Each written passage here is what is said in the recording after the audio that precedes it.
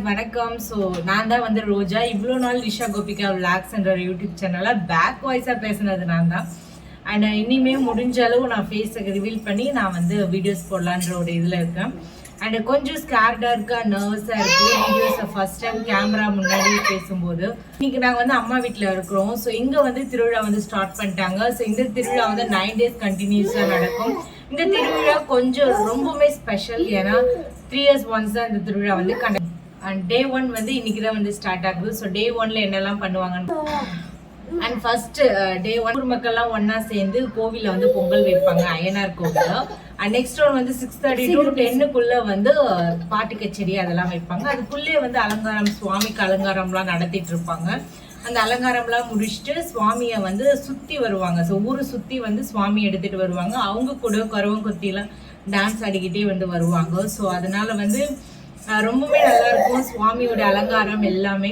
திருவிழான்றது ஊர் மக்கள் எல்லாம் ஒன்னா சேர்ந்து, நம்மளுடைய உறவினர்கள்லாம் ஒன்னா சேர்ந்து இப்பதான் வந்து திருவிழா. திருவிழாக்காக நம்ம வீட்டில் என்னெல்லாம் ஃபுட்டு, மோஸ்ட்லி ஃபுட்டு வந்து கொஞ்சம் ஸ்பெஷலாக தான் இருக்கும். ஸோ என்னெல்லாம் ஃபுட் ரொம்ப ஸ்பெஷலாக பண்ணியிருக்காங்கன்றத she is my own sister. நம்ம வந்து திருவிழா, ஸோ பொங்கல் வைக்கிறதுக்காக நம்ம எல்லாமே வந்து ரெடி பண்ண போகிறோம். ஆல்ரெடி ரெடி பண்ணிட்டாங்க, பட் நம்ம பார்க்கலாம்.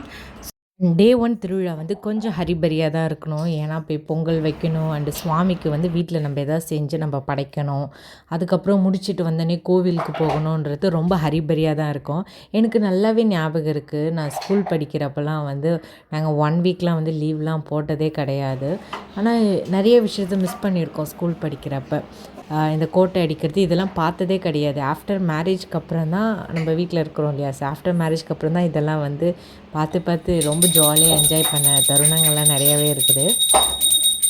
அண்ட் என்னுடைய அம்மா, என்னுடைய அப்பா, என்னுடைய அம்மா அவங்கெல்லாம் வந்து கொஞ்சம் ஒரு ஹெல்த் இஷ்யூஸ்னால அவங்க வந்து வெளியே போயிட்டாங்க. இன்றைக்கி வந்து கண்டிப்பாக போகவே ஆகணுன்றதுக்காக.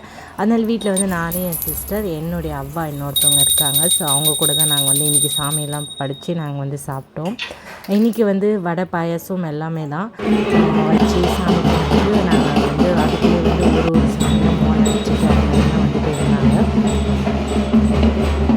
சீக்கிரம் நாங்கள் லஞ்செல்லாம் வந்து சாப்பிட்டு முடிச்சுட்டு நெக்ஸ்ட்டு வந்து கோவிலுக்கு வந்து பொங்கல் வைக்கிறதுக்காக எல்லாத்தையும் வந்து ரெடி பண்ணோம். ஸோ அது வந்து ரொம்ப குயிக்காக பண்ணணும். ஏன்னா வந்து ஒரு 3:30, 4 o'clockலாம் நம்ம வந்து கோவிலுக்கு போய் ரீச் ஆனால் தான் நம்ம ஒரு 6:30 இருட்டுறதுக்குள்ளே நம்ம வந்து வீட்டுக்கு வந்துடலாம். ஏன்னா அந்த இடம் எப்படி இருக்குன்னு பார்த்தீங்கன்னா, நிறைய பேர் இருப்பாங்க. பட் இருந்தாலும் அந்த இடம் எப்படி இருக்குன்னா, அது லைட்டிங்ஸ்லாம் கிடையாது, ஃபுல்லாக ஏரி. ஸோ எப்போவுமே இந்த கோவிலில் வந்து இருட்டுறதுக்கு முன்னாடியே வந்துடணுன்ட்டு எல்லோரும் ஒரு 6:30க்கெலாம் கூட வீட்டுக்கு வந்துடுவாங்க. நாங்களாம் அந்த பிளான் பண்ணி தான் போனோம். பட் எங்களுக்கு முன்னாடியே 2 o'clock, 1 o'clockலாம் போய் பொங்கல் வச்சவங்களாம் இருக்காங்க. நாங்களாம் 3:30, 4 கிட்ட தான் நாங்கள் கிளம்பியே போனோம். நாங்கள், எங்கள் அக்காங்க 2 பேரும் ஸோ எல்லோரும் போய் ஒன்றா போயிட்டு பொங்கல்லாம் வச்சுட்டோம். இந்த பொங்கல் வைக்கிறதுல என்ன தெரியுங்களா, ஒரு பெரிய ஸ்பெஷல். நம்ம பொங்கக்கூடிய எடுத்துகிட்டு போனால் மட்டும் போதும், நம்ம கூட இருக்கிறவங்களே நம்மளுக்கு எல்லாமே பண்ணி கொடுத்துருவாங்க. பொங்கல் வச்சு கொடுத்துருவாங்க, அடுப்பு பற்ற வச்சு எல்லாமே பண்ணி கொடுத்துருவாங்க.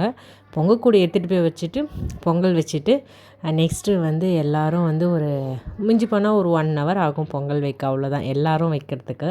முடிச்சுட்டு எப்போ அந்த சுவாமிக்கு வந்து கெடாலாம் வெட்டுவாங்க, அது வரைக்கும் வந்து நம்ம வந்து ஜாலியாக பேசிகிட்ருக்கலாம். நிலன், நித்திவின் 2 பேருமே வீட்டில் தான் விட்டுட்டு போனோம். நிலன் ரொம்ப அழறான்ட்டு என்னை வந்து கூட்டிகிட்டு வந்துட்டாங்க. ஸோ நான் வந்து ஒரு 5:30, 5:40க்கெலாம் வீட்டுக்கு வந்துட்டு ஸோ அவங்களுக்கு ஒரு டீ, காஃபி, ஒரு ரிலாக்ஸேஷன் குடிச்சிட்டு இருந்தேன். அதுக்கப்புறம் என் சிஸ்டர் அங்கே இருக்கா. ஸோ அவளே வந்து பொங்கக்கூடியெல்லாம் எடுத்துகிட்டு வந்துடுவான்ட்டு நாங்கள் வந்துவிட்டோம். அண்டு இந்த டைம் வந்து ரொம்ப லேட் ஆகிடுச்சி. ரொம்ப இருட்டானதுக்கப்புறம் தான் எல்லாருமே வந்தாங்க. மேளந்தாளத்தை விட அவ்வளோ சூப்பராக அந்த பொங்கக்கூடையில் வந்து எல்லோரும் மாவிளக்கு மாவு வச்சுருப்பாங்க. அதில் வந்து எல்லோரும் விளக்கேற்றிட்டு வருவாங்க இல்லையா, அந்த லைட்டிங் பாருங்களேன் எவ்வளோ அழகாக இருக்குது தெரியுமா. அது பார்க்கும்போது அவ்வளோ சூப்பராக இருந்துச்சு. எல்லோரும் வந்து ஸ்ட்ரெயிட்டாக கோவிலுக்கு போயிட்டு அங்கே போயிட்டு சுவாமி கும்பிட்டுட்டு எல்லோரும் அவங்க வீட்டுக்கு வந்துடுவாங்க. ஸோ வீட்டுக்கு வந்தோடனே வீட்டில் பெரியவங்களோ யாராக இருந்தாலும் வந்து ஆரத்தி எடுப்பாங்க பொங்கக்கூடையை தூக்கிட்டு வரவங்களுக்கு. அண்ட் இந்த திருவிழாவில் வந்து என்ன ஒரு ஸ்பெஷல்னால், இது வந்து 3 years ஒன்ஸ் தான் வந்து இந்த திருவிழா வந்து ரொம்ப வந்து கோலாகலமாக வந்து நடத்துவாங்க. லைக் நம்ம வந்து சின்ன வயசுலேருந்து ஒரு சிலர்லாம் நம்ம பார்த்துட்டு வந்திருப்போம். லைக் நம்ம ஸ்கூல் படிக்கிறப்ப ஒரு அக்காங்க, அண்ணாங்க அவங்கெல்லாம் பார்த்துருப்போம். அவங்களாம் வந்து நடுவில் நம்ம எங்கேயுமே பார்த்தே இருக்க மாட்டோம். அவங்களாம் வந்து இந்த திருவிழாவில் நம்ம பார்க்கலாம். ஸோ பார்க்கலாம், பேசலாம், ரொம்ப ஜாலியாக இருக்கும். அண்ட் எல்லோரும் வீட்டுக்கு வந்த உடனே சாமி ரூமில் போயிட்டு விளக்கு ஏற்றிட்டு அண்டு கற்பூரமெல்லாம் வந்து சுவாமி காமிச்சிட்டு அதன் பிறகு பாட்டு கச்சேரி வந்து ஸ்டார்ட் பண்ணிட்டாங்க. ஸோ பாட்டு கச்சேரிக்கும் எல்லோரும் வந்து போவாங்க. போயிட்டு அப்படியே வந்து பக்கத்துலேயே வந்து கடைங்கள்லாம் இருக்கும். ஸோ அந்த கடைங்களெல்லாம் பார்த்துட்டு பாட்டு கச்சேரியும் என்ஜாய் பண்ணிக்கிட்டு ஒரு ஃபேமிலி, நாட் ஒன்லி ஃபேமிலி, நம்மளுடைய நெய்பர்ஸ் அண்ட் ரிலேட்டிவ்ஸ் எல்லாருக்கூடையும் ஒன்றா சேர்ந்து அந்த பாட்டு கச்சேரி அண்ட் டான்ஸிங் அதெல்லாம் பார்க்குறதுலாம் செம்ம ஃபீல் தெரியுங்களா. அதன் பிறகு நாங்கள் வந்து கொஞ்சம் நேரம் தான் பார்த்தோம். ஒரு 1 ஹவர் அது மாதிரி பார்த்துருப்போம். பார்த்துட்டு உடனே வீட்டுக்கு வந்துவிட்டோம். ஸோ வீட்டுக்கு வந்துட்டு அதுக்கப்புறம் இன்னும் கொஞ்சம் நேரம் கழித்து சுவாமிக்கு வந்து அலங்காரம்லாம் பண்ணி முடிச்சிட்ருப்பாங்க. அந்த சுவாமி அலங்காரத்தெல்லாம் பார்த்துட்டு அண்ட் சுவாமி கும்பிட்டுட்டு திரும்ப வீட்டுக்கு வந்துடுவோம். வீட்டுக்கு வந்ததுக்கப்புறம் எங்கள் கோவிலில் வந்து என்ன பண்ணுவாங்கன்னு பார்த்தீங்கன்னா, ஃபஸ்ட்டு வந்து பாட்டு கச்சேரியெல்லாம் முடிச்சுட்டு அது வரைக்குமே சுவாமி அலங்காரம் நடந்துகிட்டே தான் இருக்கும். 9 to 10 மணி வரைக்கும் நடக்கலாம் சம்டைம்ஸ். நம்ம அந்த அந்த சுச்சுவேஷன் எப்படியோ அதன் பிறகு 10 மணிக்கு மேலே ஆட்டக்காரர்கள்லாம் வந்து இருப்பாங்க. ஸோ அவங்கெல்லாம் வந்து டான்ஸ் பண்ணிக்கிட்டே வந்து சுவாமி கூட வந்து ஊர்வலமாக வந்து சுற்றி வருவாங்க. அண்ட் எங்கள் வீட்டில் என்ன தெரியுமா ஒரு குட்டி ஸ்பெஷல், எங்கள் வீடு தான் வந்து இருக்கிறதுலே லாஸ்ட் வீடு. ஸோ பக்கத்துலேயே கோவில் பக்கத்துலேயே வீடு இருக்குது. ஸோ சுவாமி எங்கள் வீட்டுக்கு தான் லாஸ்ட் வீட்டுக்கு வரும். அண்ட் லாஸ்ட்டாக எங்கள் வீட்டில் வந்து டான்ஸ் பண்ணாமல் இது வரைக்கும் போனதே கிடையாது. எல்லாருமே பண்ணுவாங்க. அவங்கக்கிட்ட இருக்கிறத காசோ ஃபுட்டு எல்லாமே வந்து அந்த டான்ஸ் பண்ணுறவங்களுக்கு கொடுப்பாங்க. அதுவும் ரொம்ப ஜாலியாக இருக்கும். லைக் மார்னிங் வந்து நாங்கள் ரொம்ப சீக்கிரம் எழுந்திருக்கிறதா இருக்கணும். ஏன்னா சுவாமி எப்போ வரும்னே தெரியாது. ஒரு முறை 6 மணிக்கு வரும். ஏன்னா இதில் மொத்தம் 8, 9 உபயக்காரர்கள் இருக்கிறதுனால எல்லோரும் சேம் டைமிங் மார்னிங் வருவாங்களான்னு சொல்ல முடியாது. ஒருத்தர் 8 மணிக்கு வருவாங்க, 6 மணிக்கு சுவாமி ஊர்வலம் முடிஞ்சு வரும், 7 மணிக்கு வரும். ஸோ அதனால் சீக்கிரம் எழுந்து வீடு வாசல்லாம் வந்து பெருக்கி கோலம் போட்டு அழகாக மஞ்சள் குங்குமம் அதெல்லாம் வந்து வைப்பாங்க. வச்சுட்டு சுவாமிக்கு தீபார்த்தனம்லாம் காட்டுவாங்க.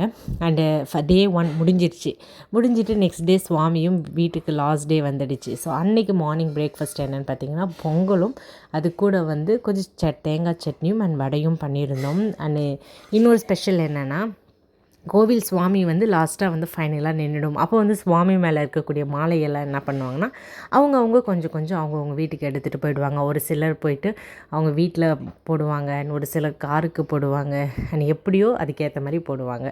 அந்த மாலைகள்லாம் கண்டிப்பாக யாருமே விட மாட்டாங்க. எல்லோரும் ஒன்று எடுத்துகிட்டு போவாங்க. நாங்கள் சின்ன வயசில் இருக்கிறப்ப நைட்டு ஃபுல்லாக வைக்கிறோம் அந்த சுவாமி போகுது இல்லையா அந்த மாட்டு வண்டியை. ஸோ அந்த மாட்டு வண்டியிலே கூட நாங்கள் உட்காந்துட்டு